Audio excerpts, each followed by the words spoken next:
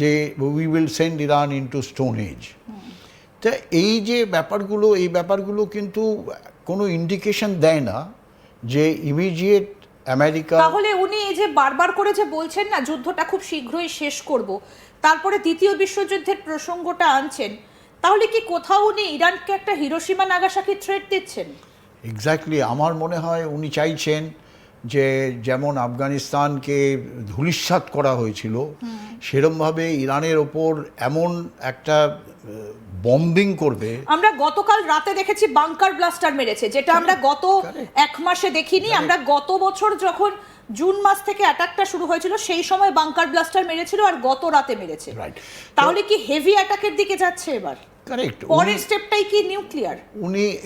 উনি চাইছেন কি ইরানকে কমপ্লিটলি বিধ্বংস করে দেবে, করে দিয়ে তারপর কি করবে সেটা এখনও ওনার মনের মধ্যে নেই। তার কারণ উনি দ্বিধাগ্রস্ত যে অন গ্রাউন্ড, দেখো যতই ওপর থেকে তুমি একটা দেশকে ধ্বংস করো, কিন্তু সেই ধ্বংস করে যতক্ষণ না তুমি সেই দেশের মধ্যে কোনো ইম্পর্টেন্ট অবজেক্টিভ ফিজিক্যালি ক্যাপচার করছো, তুমি ভিক্টোরিয়াস বলে ডিক্লেয়ার করতে পারো না কি আমি যুদ্ধ জিতে গেছি।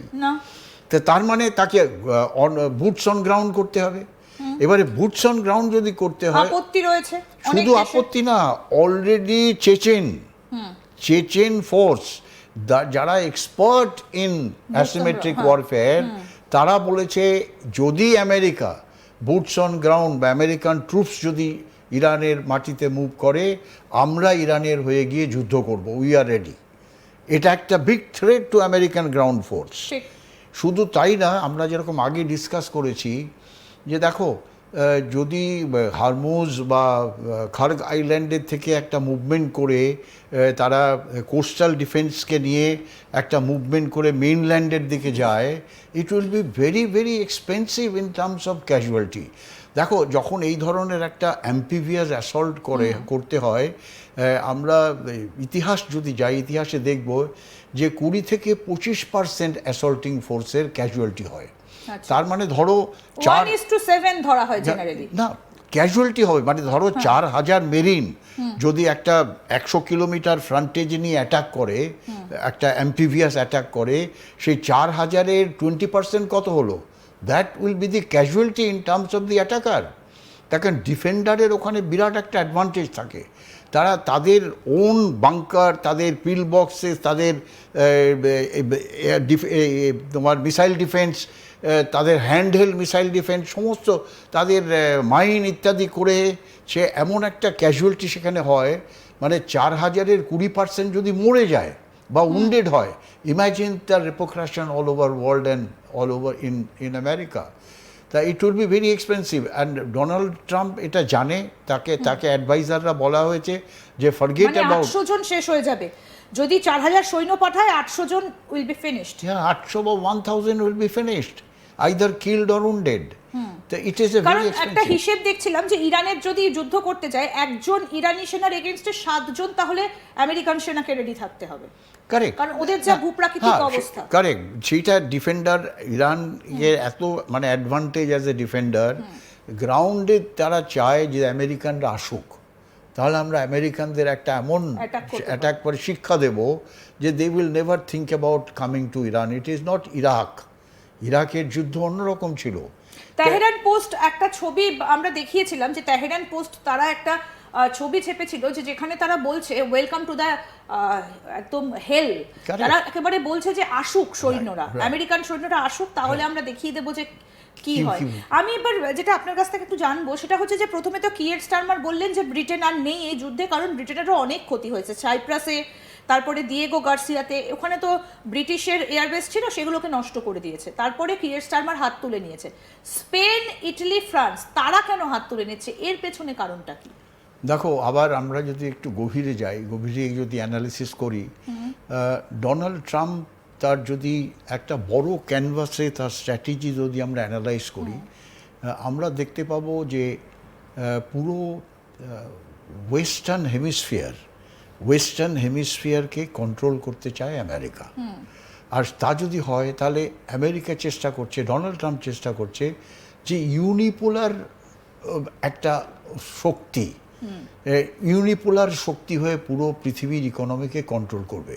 প্রথমে ওয়েস্ট এশিয়াকে ওয়েস্ট হেমিস্ফিয়ারকে কন্ট্রোল করবে, যার ফলে আমরা দেখলাম ভেনিজুয়েলা নিল, তারপর প্রথমে পানামা ক্যানেলকে নিল, ভেনিজুয়েলা নিল, তারপর বলছে কিউবা নেবে, তারপর বলছে গ্রিনল্যান্ড নেবে, তারপর বলছে কানাডা নেবে। তার মানে কমপ্লিট ওয়েস্টার্ন হেমিস্ফিয়ার ওর নিচে চলে এলো। কিন্তু উনি বুঝতে পারছেন না যে পৃথিবীটা এখন শুধু বাইপোলার না, এবারে এই যুদ্ধের জন্য এটা ট্রাইপোলার হয়ে গেল। ট্রাইপোলার কেমন? একদিকে আমেরিকা তার দু একটা কান্ট্রি অ্যালাইজ, আরেকদিকে চায়না, রাশিয়া, ইরান আর নর্থ কোরিয়া।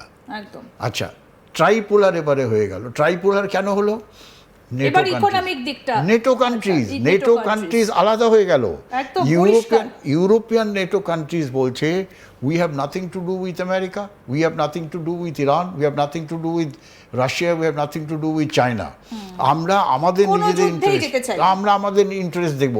তার মানে ওটা আরেকটা জোট হয়ে গেল, সেটা ট্রাইপোলার একটা সিস্টেম আমেরিকার মধ্যে এমার্জ করছে। তা এটা আমেরিকার পক্ষে বিপজ্জনক, কিন্তু বিশ্বে এটা সবাইরই বোঝা উচিত যে ইউনিপোলার শক্তি এখন বিশ্বকে কন্ট্রোল করতে পারবে না। মানে এখন আর সাম্রাজ্যবাদের সেই চোখ রাঙানি কোনো দেশই মেনে নেবে না। স্যার, আমরা এই আলোচনাটায় থাকবো, কিন্তু এরই মধ্যে আরো একটা ঘটনা ঘটে গিয়েছে যেটা আপনাদেরকে জানাবো। পাকিস্তানকে দিয়ে একটা মধ্যস্থতাকারীর ভূমিকায় কাজ করানোর চেষ্টা করেছিল আমেরিকা। তার একটা কারণও রয়েছে, কারণ আমেরিকার কোনো এমবাসি ইরানের ভেতরে নেই, পাকিস্তানকে দিয়ে আমেরিকা সেই কাজটা করায়। সুতরাং সেই জায়গায় দাঁড়িয়ে পাকিস্তানকে দিয়ে একটা মধ্যস্থতাকারীর ভূমিকা করানোর চেষ্টা করেছিল। এরই মধ্যে আসিম মুনি টুক করে চলে গেলেন বেজিংয়ে। তিনি কোথাও গিয়ে চীনের মন বোঝার চেষ্টা করলেন, কারণ এই যুদ্ধে কোথাও গিয়ে রাশিয়া এবং চায়নার যে যোগাযোগ রয়েছে সেটা বোধহয় কোথাও গিয়ে বুঝতে পেরেছেন ডোনাল্ড ট্রাম্প। তাহলে চীনে গিয়ে করলেনটা কি? ভারতের দিকে কি কোনো বিপদ ধেয়ে আসছে? আমরা এই বিষয়টা নিয়ে এবার আলোচনা করবো যে বেজিংয়ে বসে কি কোনো গোপন প্ল্যান বানিয়ে এলেন আসিম মুনির। আমাদের সঙ্গে আজকে স্টুডিওতে রয়েছেন ভারতীয় সেনার অবসরপ্রাপ্ত শৌর্য চক্রপ্রাপ্ত কর্নেল সৌমিত্র রয়। কর্নেল রয়, আরও একবার স্বাগত জানাই এই আলোচনায়। আসিম মুনির গেলেনটা কেন? চীনে গিয়ে তার আসল উদ্দেশ্যটা কি ছিল? কিছু মন বুঝতে গিয়েছিলেন? দেখো, এটা আবার অত্যন্ত গুরুত্বপূর্ণ ব্যাপার। একটা ক্ল্যান্ডেস্টাইন ভিজিট আসিম মুনিরের চীনে, যেটা আমরা এখন পর্যন্ত জানতে পেরেছি। একটা আসিম মুনির চাইছে আমেরিকার দিক থেকে, আমেরিকা পাকিস্তানকে বিশ্বাস করছে ইরানের সঙ্গে নেগোসিয়েশন করতে দুটো কারণে। এটা লোকের বোঝা উচিত। প্রথম হচ্ছে যে নিউক্লিয়ার প্রোগ্রাম, ইরানে যে নিউক্লিয়ার প্রোগ্রামটা শুরু হয়েছিল, অনেকে হয়তো জানে না, সেটা নিউক্লিয়ার প্রলিফারেশন হয়েছিল পাকিস্তান থেকে। আর পাকিস্তানের AQ Khan, who was the Pakistani scientist, he was actually metallurgist working in the German, one of the German power plant, nuclear power plant. তারপর ব্রিটেনেও সে পাওয়ার প্লান্টে কাজ করেছে। সেখান থেকে সেই নিউক্লিয়ার এনরিচমেন্টের, এই যে ইউরেনিয়াম এনরিচমেন্টের যে ফর্মুলা, সে চুরি করে নিয়ে এসেছিল একিউ খান।